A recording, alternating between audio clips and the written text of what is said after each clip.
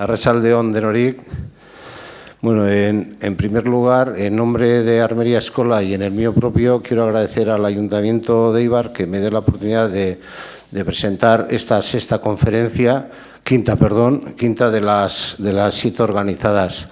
Bueno, la verdad que hablar de historia es importante para construir futuro y, bueno, de la historia siempre se aprende. Y qué mejor sitio para aprender de la historia de un centro de formación profesional y que, bueno, a mí con más orgullo que otra cosa, pues que me apetece presentar, pues bueno, he sido alumno hace 50 años y desde el 13 de marzo de este año pues soy el presidente de la Asociación de Antiguos Alumnos. Bueno, pues la verdad que pues es importante seguir aprendiendo y hoy tenemos la suerte de contar con Jesús Gutiérrez Arosa, un historiador que no le voy a presentar porque él mismo, con la presentación y la conferencia que nos va a dar, se va a presentar él mismo. Pues Jesús, cuando quieras. Vale, eskerrik asko, Carlos, eta eraberean eskerrik asko Goibarra batzordeari luzatxagaitxi, gonbidapena.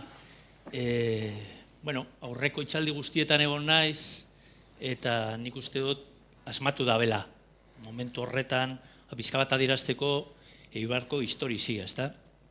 Baina zer esanik ez, izenburuarekin bat natorrelako. Hau da, Eibartik Eibarrera. Pixka bat ulertzeko zentsu garen, baina batipat nundi gatoz eta nora goiazen. Nik uste dut, era horretan, bete-betean asmatu dabela. Y hoy, en cualquier caso, vamos a hablar de una historia muy singular, una historia muy de ciudad, muy particular de Eibar, del año 34, pero que de alguna manera sintetiza también pues, muchos de los hechos más representativos que han pasado en nuestra ciudad. Como podéis ver aquí, tenemos una imagen de Eibar y aquí tenemos otra imagen de Eibar. ¿Quién no ha leído un cuento de Asterix y Obelix? No sé, vosotros, vosotras, yo a veces, en bastantes ocasiones, me siento como Asterix y Obelix.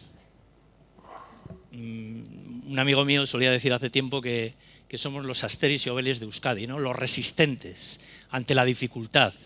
Tenemos un medio natural que es el que es y, bueno, pues hemos tenido una adaptación a todo ese medio muy singular, ¿no?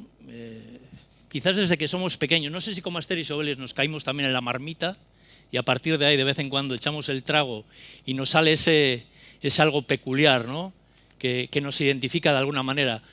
No sé si llegamos a ser como los agotes de Euskadi, aquella raza maldita, pero la verdad es que somos distintos, ¿no? Cuando vamos por ahí nos ven como algo singular, a veces en el mal sentido de la palabra, otro en el buen sentido de la palabra, pero está claro que tenemos una raíz identificativa, unas señas de identidad muy evidentes que de alguna manera nos hacen distintos, ¿no? Recuerdo que en la anterior charla que se hizo aquí hubo un debate que seguí con mucho interés sobre la singularidad de Eibar, ¿no? de si habíamos perdido el posicionamiento, los tiempos de oro, había cierto negativismo también, ¿no? Bueno, yo en ese sentido no soy tan pesimista, ¿no? Como dice el dicho en euskera, kaiola itxusia baina txoriza politxa. O sea, lo que vale no es tanto el continente, sino el contenido. Los pájaros y las pájaras que habitamos este entorno, ¿no? Y que después de muchas generaciones seguimos aquí como la aldea gala resistente, ¿no? Como aquel Asterix y Obelix de los cuentos que de alguna manera, no sé si estáis viendo Amaña, Urki, bueno, está todo en ese pequeño dibujo que estamos viendo ahí, ¿no? Pero evidentemente a veces tenemos que tomar conciencia también de quiénes somos y sobre todo de cuántos somos. 27.500. ¿Habéis calculado alguna vez? Soy de letras, no soy de ciencias, pero ¿habéis calculado alguna vez lo que representa eso en el mundo? 7.800 millones de personas. Somos exactamente el 0,0003525 de la población del mundo y seguimos bajando.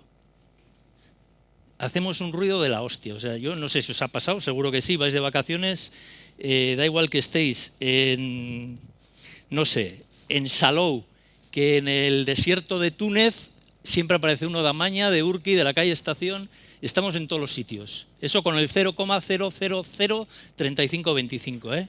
O sea que alguna cosa, bueno, supongo que también hacemos bien. Y por eso hoy vamos a hablar de una historia singular y de una ciudad singular.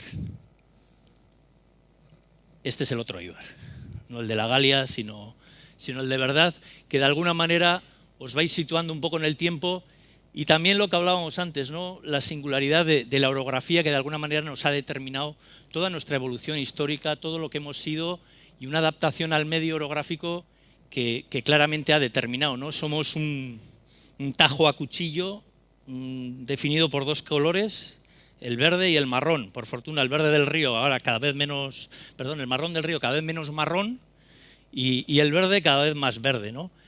Pero daros cuenta que vivimos en el lugar que vivimos y indudablemente eso ha determinado toda nuestra historia, todo nuestro desarrollo industrial y las señas de características de una ciudad que cuando acabó el crecimiento a lo largo empezó en altura y poco a poco hasta que se acabó el palito. No había más, ¿no? Digamos que el medio geográfico también es limitante, ¿no? Lo jodido es hacer construcciones aquí. Esto es lo complicado, ¿no? Y tenemos el medio que tenemos y ante la dificultad, ante la superación, ese entre comillas que veíamos de Asterix y Obelix, no el invasor en el sentido de invasor de tierra, sino ante la dificultad de un medio muy concreto, muy agreste y muy determinante, constantemente a lo largo del tiempo hemos sabido de alguna forma reinventarnos como tal. Bien, vamos a ir ya, salimos de la Galia, a lo que va a ser de alguna forma el contexto en el que se va a dar la revolución de 1934 en Éibar. Tener en cuenta, y todos habéis oído, y más en estos últimos años porque repetitivamente se habla de ello, el crack económico del 29 que fue determinante a nivel mundial. Eso va a determinar todas las crisis económicas y que en el caso de Éibar además se encadena con otra circunstancia muy concreta. Como todos sabéis, el gran boom de la industria armera en Éibar se da entre 1865 y el final de la Primera Guerra Mundial, 1918, cuando se acaba ya el vender armas por todos los lugares del mundo y de alguna manera entran las limitaciones en forma de aranceles y en forma de control sobre venta de armas, tanto de armas cortas como de armas largas.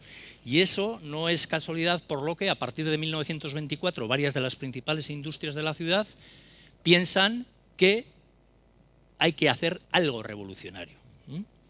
Antes os hablaba de la idealización del Éibar antiguo y demás. ¿Creéis que nuestros padres, nuestros aichichas y las generaciones anteriores todo era perfecto y demás? Pues no.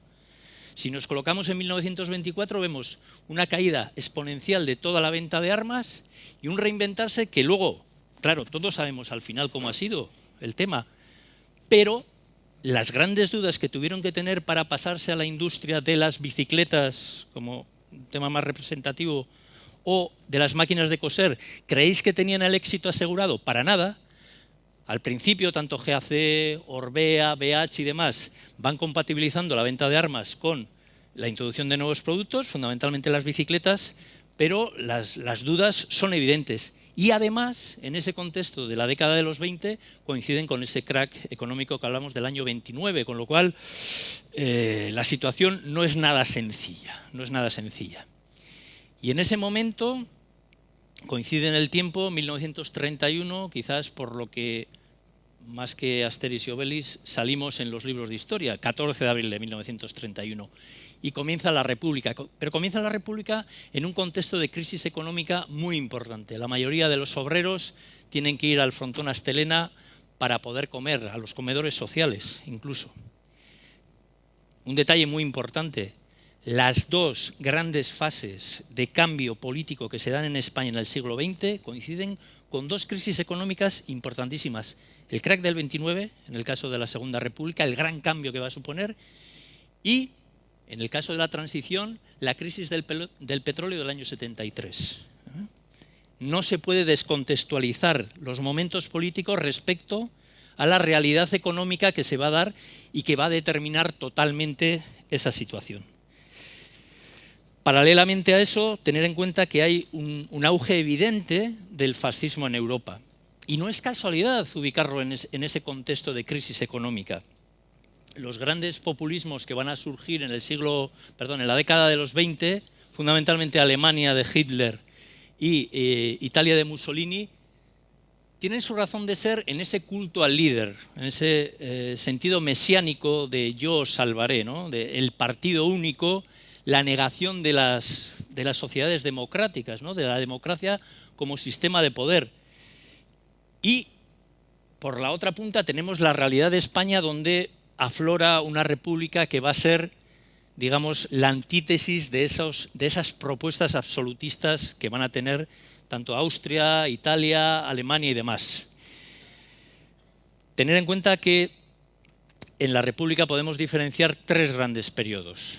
El primero va a ser desde el mismo momento de la proclamación de la República, donde la izquierda va a tomar el poder y por medio fundamentalmente de la Constitución que se va a aprobar en diciembre de 1931, a partir de ese momento se van a tomar las grandes medidas reformadoras que el país necesita.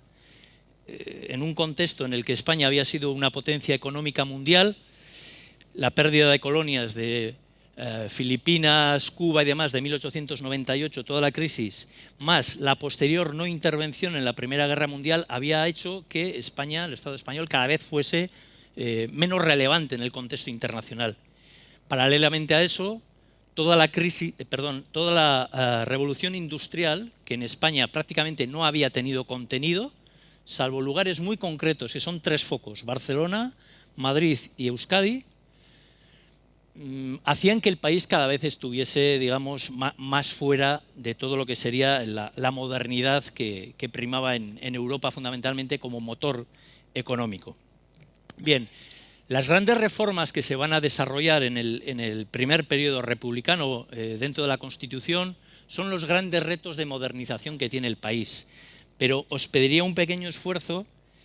No podemos analizar las cosas con la realidad de hoy en día, con nuestra realidad. Hay que colocarse en la España de 1931, con un índice de analfabetismo altísimo, con una sociedad en la que fundamentalmente la economía está basada en el primer sector, es decir, en la agricultura, salvo esos tres polos que os comentaba anteriormente, y con una presencia de los grandes poderes económicos, de los terratenientes.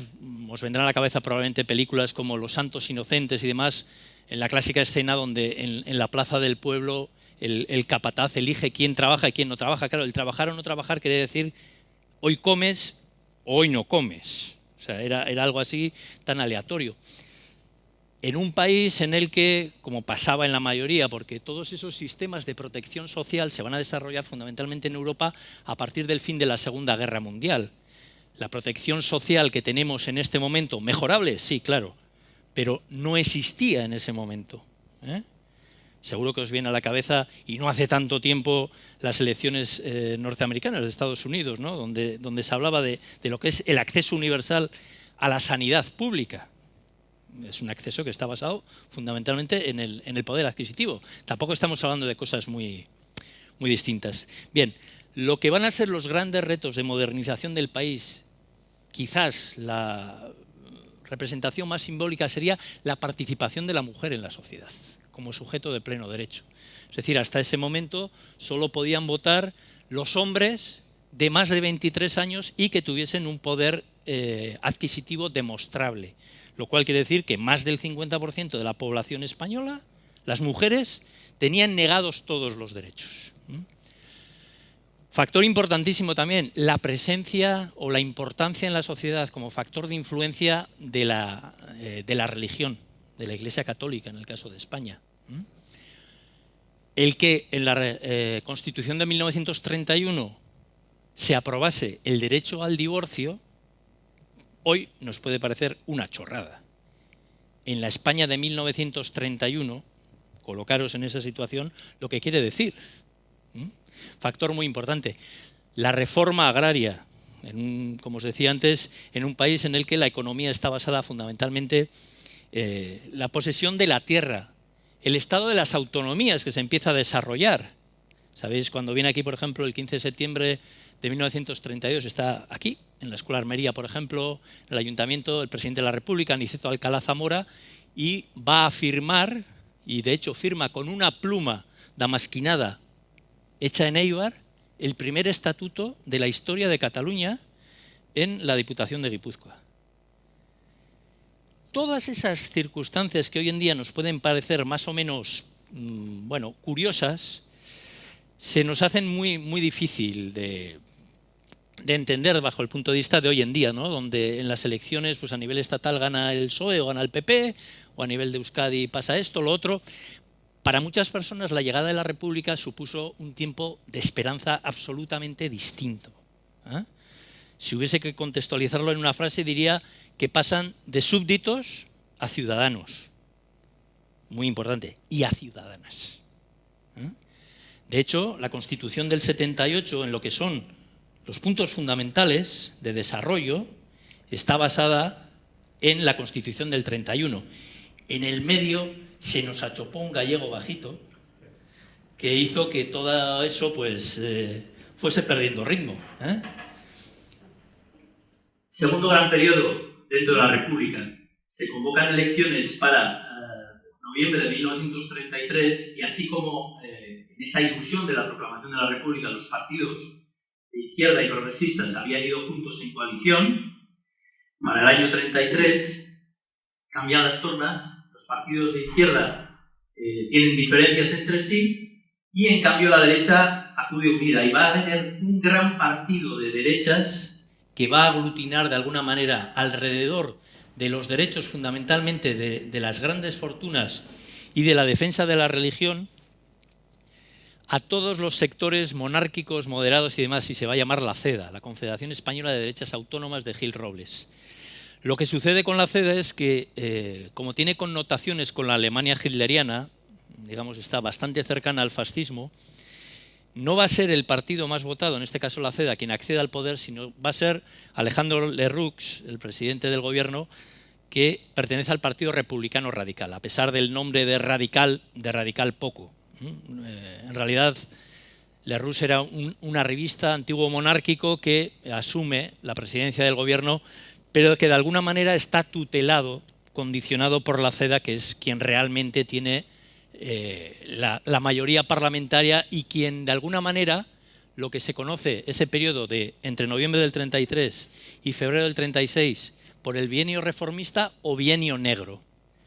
El objetivo de la derecha en ese segundo periodo republicano va a ser desnaturalizar todas las leyes progresistas que se habían adoptado desde el principio de la República. De hecho, por ejemplo, se anula el Estatuto de Cataluña por un conflicto competencial que tienen. Entran en conflicto también, como luego veremos, con los ayuntamientos vascos y demás. Y el tercer gran periodo republicano va a ser desde las elecciones de febrero del 36 hasta que estalla la guerra y se van a invertir otra vez los términos. Es decir, lo que había sucedido con la CEDA va a pasar, y en buena parte como consecuencia de todo el desarrollo que va a haber en la Revolución del 34, y va a ser que todos los partidos progresistas y de izquierdas van a acudir en defensa de la legalidad republicana, del verdadero espíritu de la República, y se va a crear una gran coalición que se va a llamar el Frente Popular. El Frente Popular va a ganar las elecciones en el 36 hasta que pocos meses después, pues como todos sabéis, va a comenzar la guerra. Bien, en cualquier caso, como os decía, en el verano del 34 el gobierno de Alejandro Lerroux está en una debilidad permanente y hay un parlamentario de derechas, Marraco en concreto, que promueve una propuesta parlamentaria de manera que lo que se llama el Estatuto del Vino perjudica fundamentalmente a lo que es el concierto económico vasco. Tener en cuenta que era la principal fuente de financiación de los ayuntamientos, la recaudación que se hacía por el vino. A ver, no nos vamos a venir arriba, pero en el caso de Eibar hay que decirlo así, el 25%, que apunte el alcalde, de la recaudación venía del vino. Entonces, una cosa es ser republicana y otra cosa es ser chiquitero. O sea, chiquiteros eran bastante chiquiteros, eso no se puede negar. ¿Vale? A consecuencia de eso, lo que va a pasar es que los ayuntamientos, que fundamentalmente en el caso de Eibar, 18 de los 19 concejales pertenecen a la coalición republicano-socialista y uno al PNV, van a dimitir y de esa manera van a intentar forzar también elecciones a las diputaciones forales que de alguna manera todavía no se había hecho durante la República y representaban el antiguo poder, digamos. Todavía la derecha tenía una representatividad que era desproporcionada respecto a las elecciones que se veían. ¿Vale?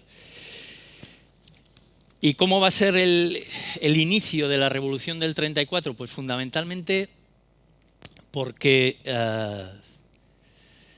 una vez de que llega esa crisis del verano del 34 en la que se deja sin vigor el Estatuto de Cataluña y se crea la crisis de los ayuntamientos vascos en la que en la mayoría de los casos los concejales van a dimitir, eso va a provocar que el gobernador civil nombre en sustitución de esos concejales dimitidos a lo que se conoce los hombres buenos. Los hombres buenos son personas del pueblo sin ninguna significación política, no elegidos como tal democráticamente, que van a ocupar transitoriamente el cargo de esos concejales dimitidos. ¿De acuerdo? Vale. Y aquí tenemos otra imagen de Éibar de la época, para que os situéis un momento, si os acordáis, cuando veis las fotos del 14 de abril del 31, las casas del Guridi y demás están construyéndose. Ahí veis que ya justo acaba de pasar. Veis aquí una pequeña zona, la terraza de la Casa del Pueblo, que es exclusivamente el primer piso. Ya sabéis que luego se hizo un levante, que incluso en la Casa del Pueblo hace años había piscina y todo. Yo no he conocido, pero igual alguno de vosotros habéis conocido, pero vamos, que tenía unas instalaciones majas. ¿Vale? Veis al fondo, por ejemplo, el Colegio de Aldache, pero todo lo que es la zona, digamos, de Mecola, Jardines o lo que sea, pues todavía no habíamos, digamos, empezado a crecer en altura. Bien, el ayuntamiento va a ser de alguna forma uno de los edificios referenciales al que nos vamos a referir hoy por la importancia que tiene. Y junto al ayuntamiento, en el número 1 de 2 de mayo, estaba en la parte trasera el estudio de fotografía de Indalecio Janguren, de Cajoichu, y junto a él había un bar que se llamaba Melitona. Bien, el 4 de octubre del 34, Toribio Echeverría acude a San Sebastián a un juicio en el que le juzgan a su hermano por una supuesta colaboración de venta de armas que había intentado hacer por medio de un engaño un grupo carlista. Os sonarán los apellidos de los dos carlistas involucrados en el juicio, porque uno es un tal Aizpún, ¿os acordáis de, sobre todo en la transición del Burgo a Aizpún y demás? Vale.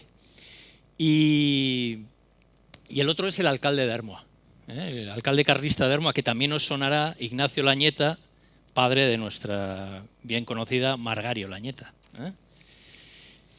Toribio Echeverría acude al juicio y allí Guillermo Torrijos, que es el líder socialista en Donosti, le dice que la revolución está próxima a surgir y la señal como tal va a ser la entrada de 3 ministros de la CEDA en el gobierno de Alejandro Lerroux. Eso va a ser, digamos, el punto de inicio de explosión para que comience la revolución de octubre del 34.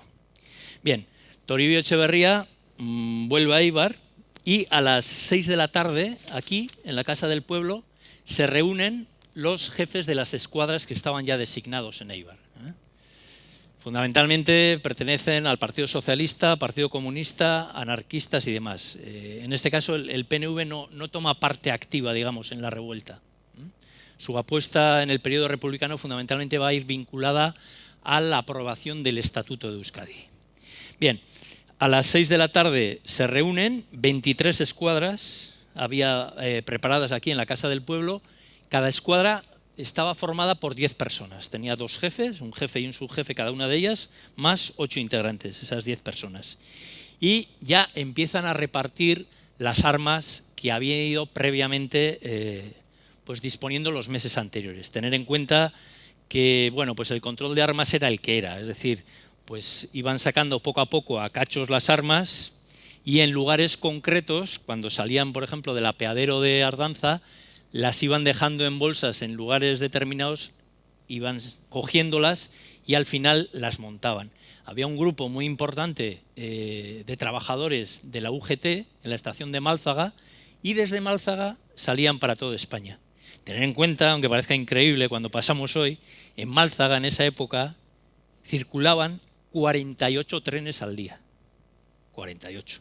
O sea, poner eso en horas, quitando la madrugada y demás, la intensidad del tráfico, claro, teniendo en cuenta no solo la línea que conocemos hoy de Bilbao, Donosti y demás, sino todo lo que venía de Vitoria y demás, con lo cual era un nudo de comunicación importantísimo.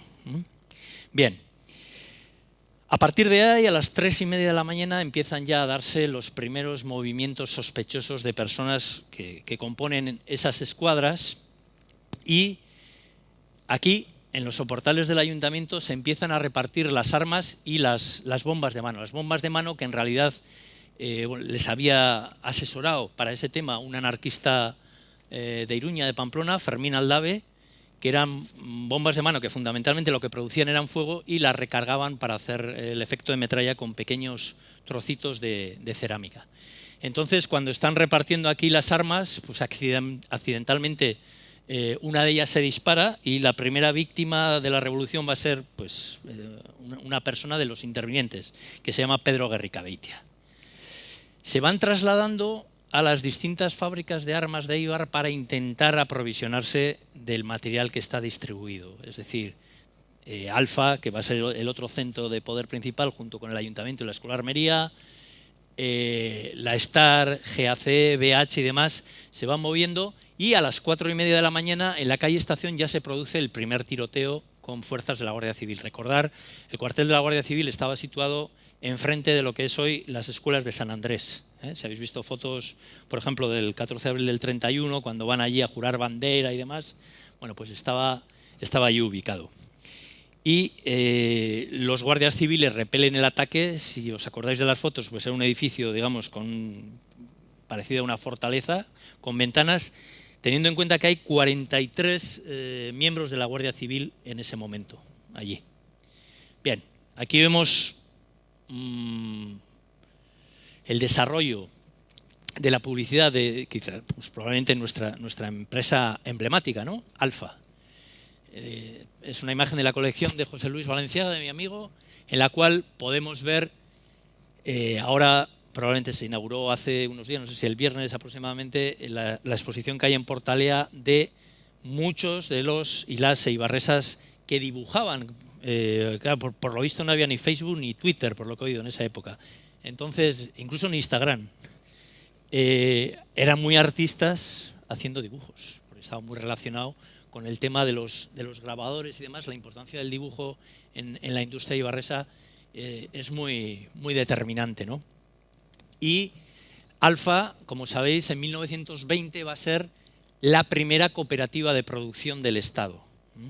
Va a ser un proyecto societario común que va a ser desde los trabajadores y que trasciende de ser un lugar de medio de producción en el que exclusivamente sea la fuerza de trabajo frente a una compensación económica que haya. Trasciende mucho más que eso, ¿no? Si veis con la perspectiva del tiempo, desgraciadamente Alfa no pudo desarrollar muchos de los proyectos paralelos a lo que era la producción, pero seguro que os acordáis muchos de vosotros el economato de Alfa, 2 de mayo. No sé, yo todavía es que me acuerdo del número de la cartilla que teníamos el economato de Alfa, o sea, os lo juro.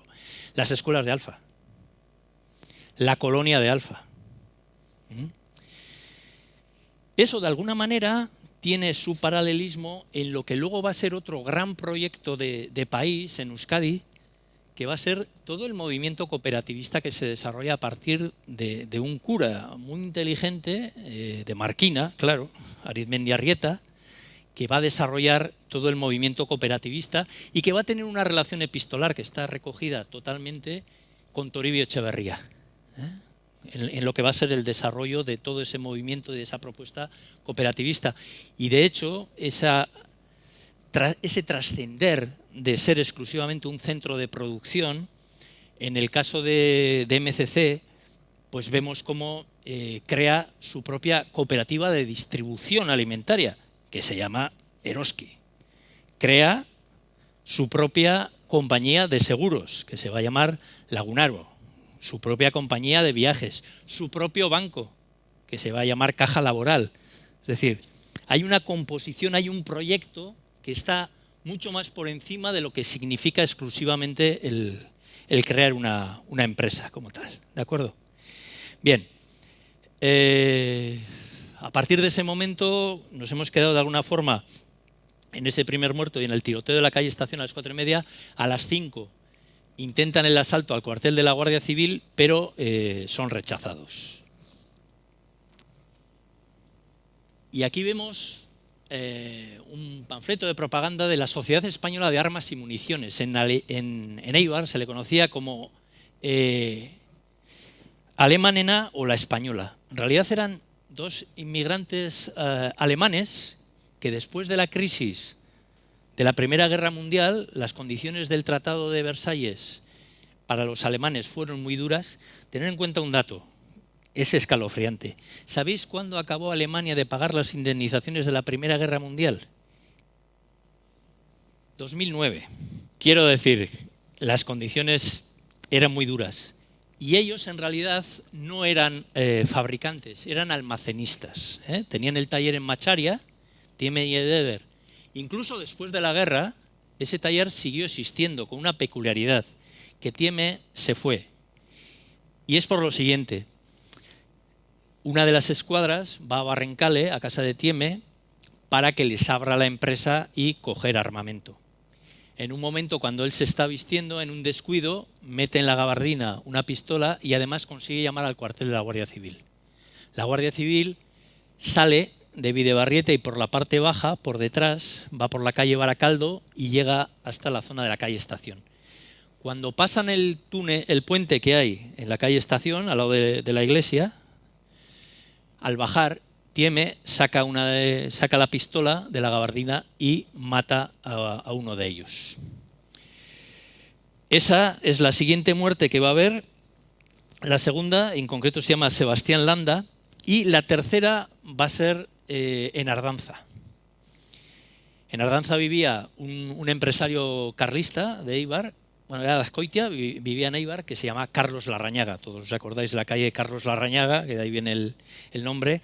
Y en realidad él fue a misa a las 7 de la mañana sin saber que ese día no había misa. Se encontró la parroquia de San Andrés cerrada y a la vuelta, al lado del paso a nivel que existía, ¿os acordáis donde estaba en la curva ya, amortiguadores récord y demás? Bueno, pues le dieron ahí el alto y este hombre hizo así como un gesto como diciendo vais a dar y tal. Y uno de sus trabajadores, pues en ese momento en el que levanta y demás, le dispara y le mata. Esa va a ser la siguiente víctima.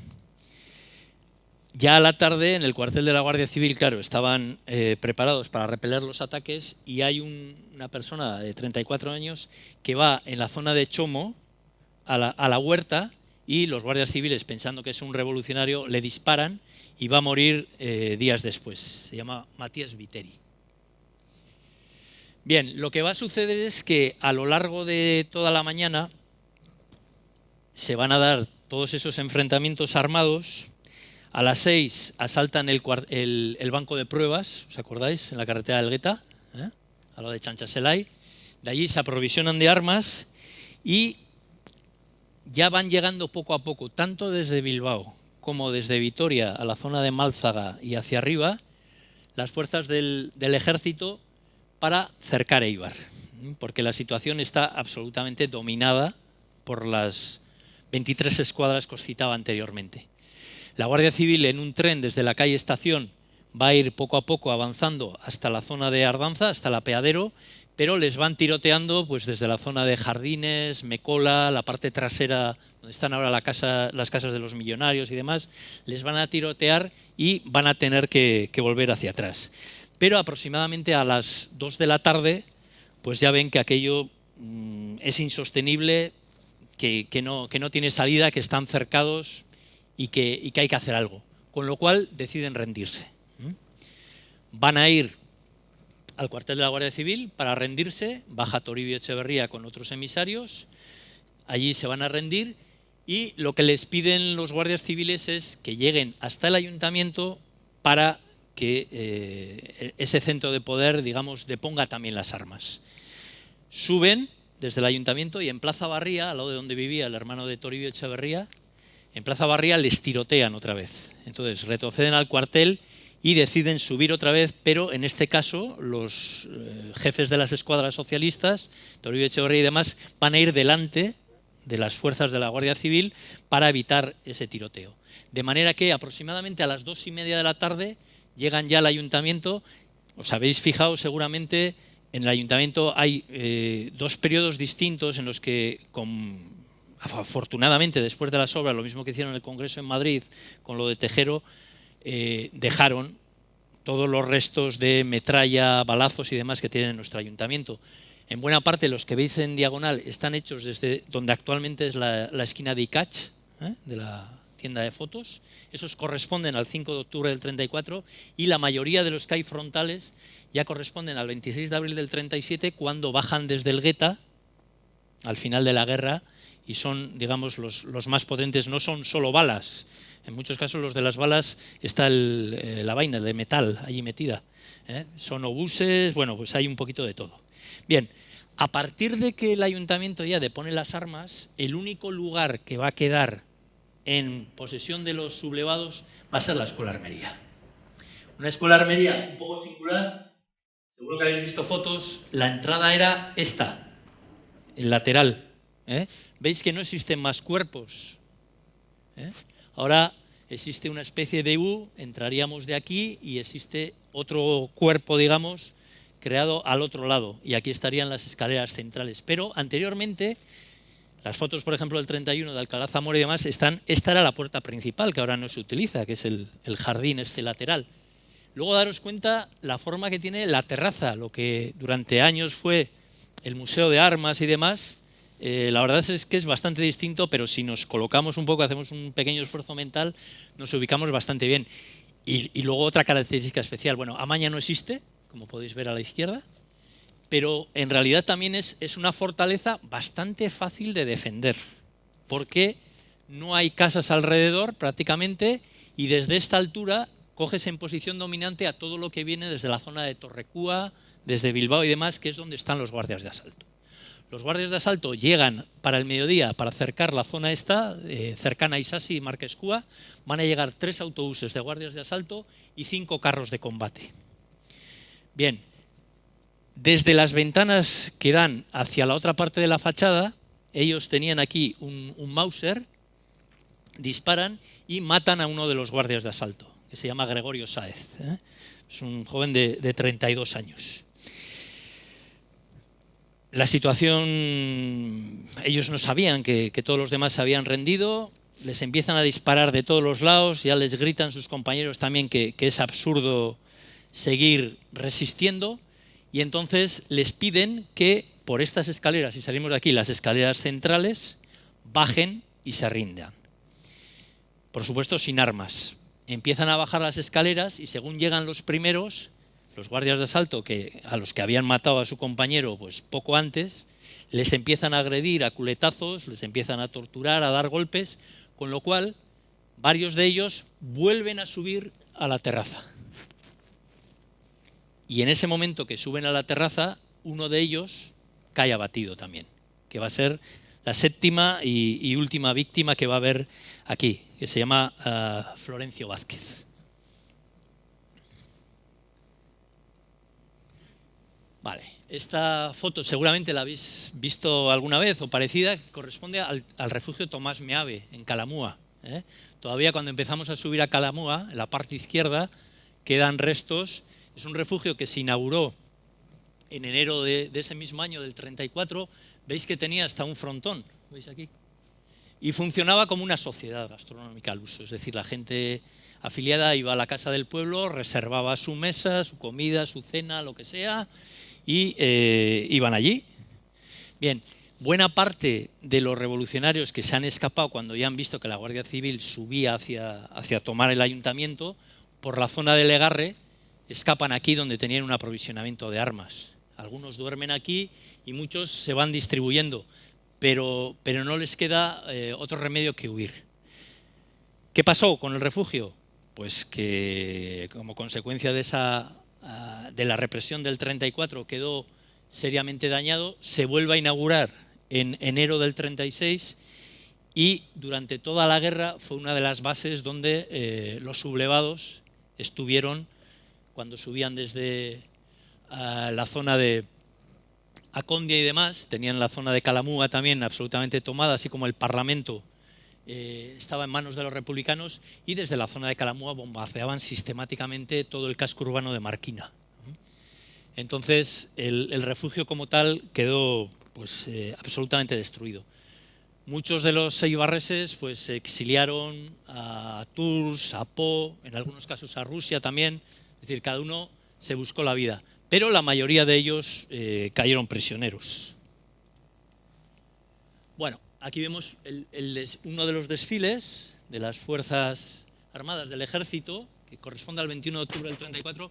¿Veis arriba el kiosco de música? El que está ahora en Beasain, si habéis ido a la estación de Beasain. Ese kiosco donde, pues, igual en parte, muchos y muchas de los que estamos aquí, nuestros aichichas y amamas, pues se conocieron en los bailes de ese kiosco.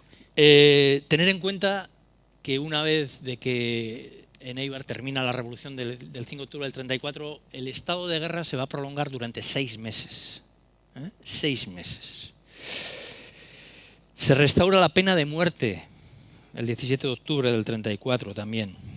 Y ya después del estado de guerra va a llegar desde abril el estado de alarma, ¿no?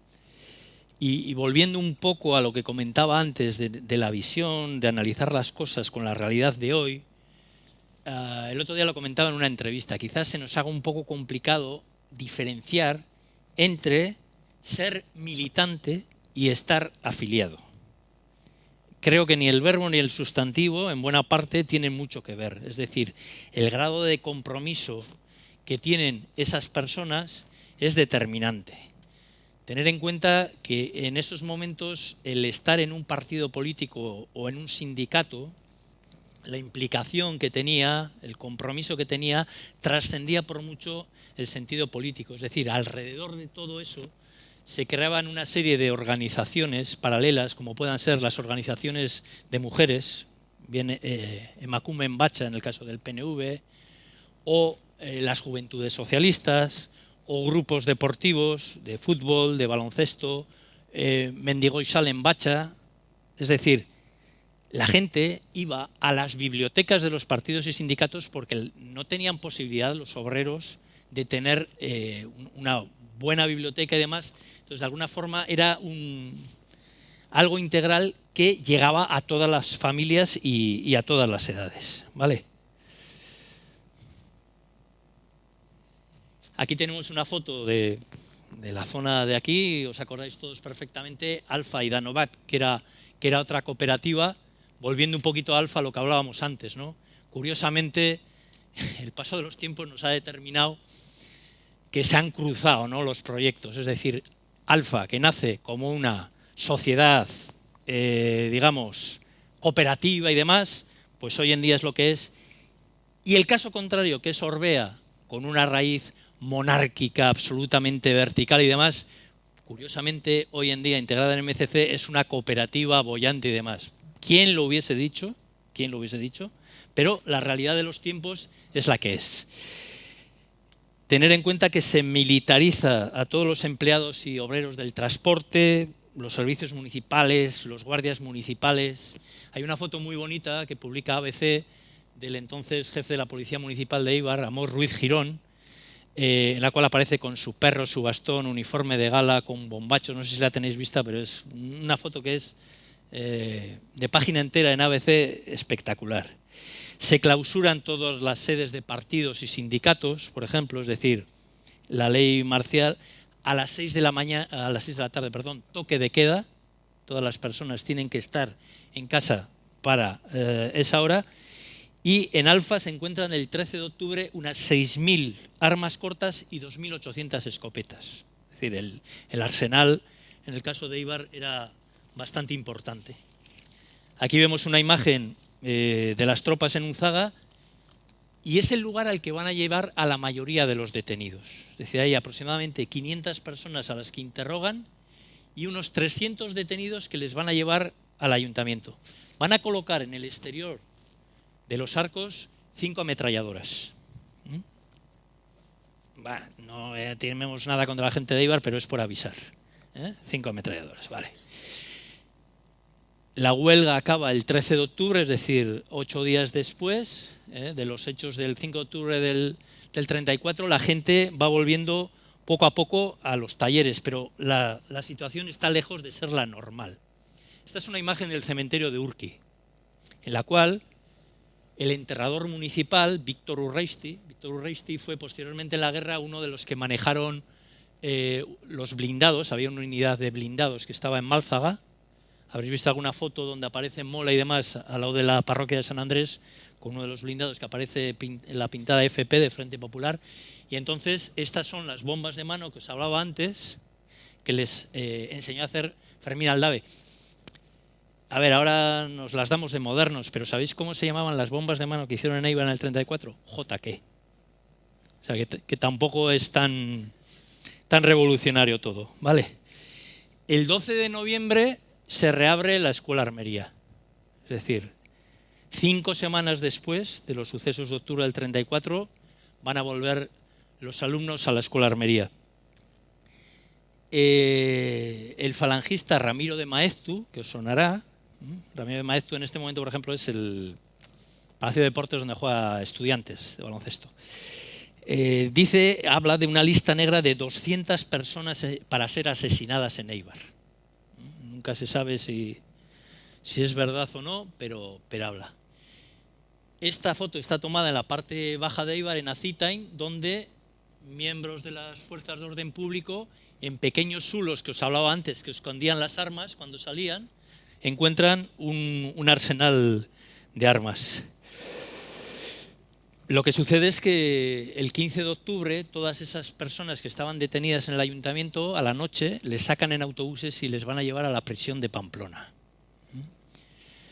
Pero no se puede obviar, hay un informe que firman 95 eibarreses y eibarresas a la minoría socialista, lo que entonces era la minoría socialista, en el Congreso de Madrid en enero del 35, donde se les relatan cómo son las torturas. Las torturas que fundamentalmente se llevan a cabo en lo que es ahora el salón, digamos, de salida principal al balcón del Ayuntamiento de Eibar, ¿vale? Y en la zona donde estuvo la biblioteca, ¿os acordáis?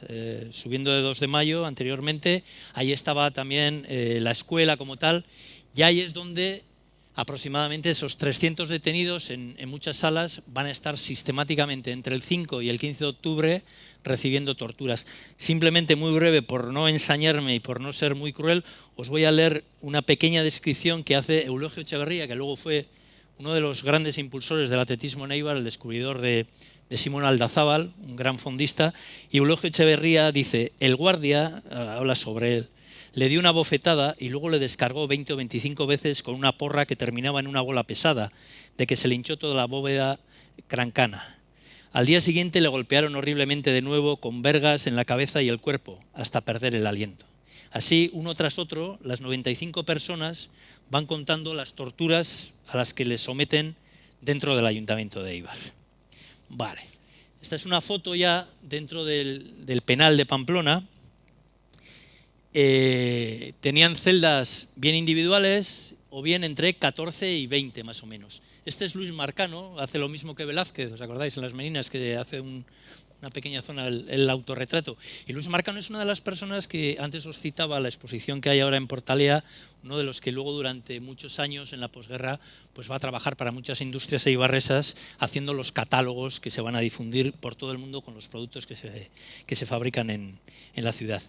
Durante los 3 primeros meses no estaban permitidas las visitas y poco a poco se va constituyendo un comité de solidaridad en Eibar para recogida de alimentos, Socorro Rojo Internacional, que es una organización internacional de obreros que se van poniendo cuotas para situaciones de este tipo, de huelgas y demás, y de alguna forma esta imagen recoge la camaradería o el sentido y el compromiso que tienen esas personas de Eibar, que está por encima de ese nivel que os hablaba anteriormente, ¿no?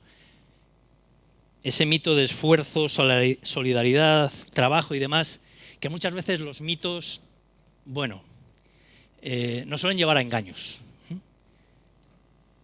Esta es una foto también, un dibujo de Marcano, donde vemos cómo crean una pequeña orquesta que hacen el ruido con la boca y demás, que dirigía el que luego fue el director de la banda de música del batallón Amuategui, Millán Urcola. Y entonces dentro del patio de la prisión de Pamplona pues iban, de alguna forma, pasaban el tiempo, ¿no? Porque había pocas cosas que hacer, salvo los interrogatorios, estaban fundamentalmente a la espera de juicio.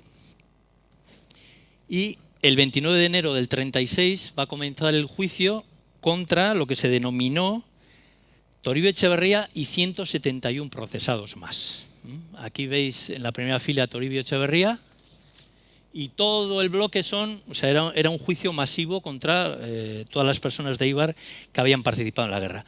Era un tribunal militar, porque los hechos se juzgan por lo militar, y en ese tribunal van a estar como componentes la mayoría de los generales y mandos golpistas que posteriormente van a estar en la toma de Éibar, en los bombardeos de Éibar, es decir, desde Solchaga, Tejero y demás, Moscoso, bueno, en fin, todos.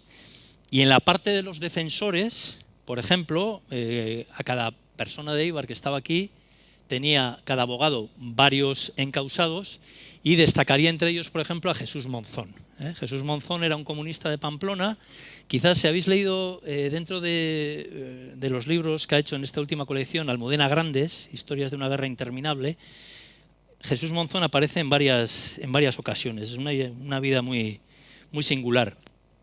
Y Jesús Monzón luego fue el dirigente que en el año 44 hizo el ataque por el Valle de Arán, con los maquis, con las guerrillas, para intentar derrocar a Franco. Luego se las tuvo tiesas con Santiago Carrillo, digamos, dentro del Partido Comunista. Hubo ahí una racia bastante importante.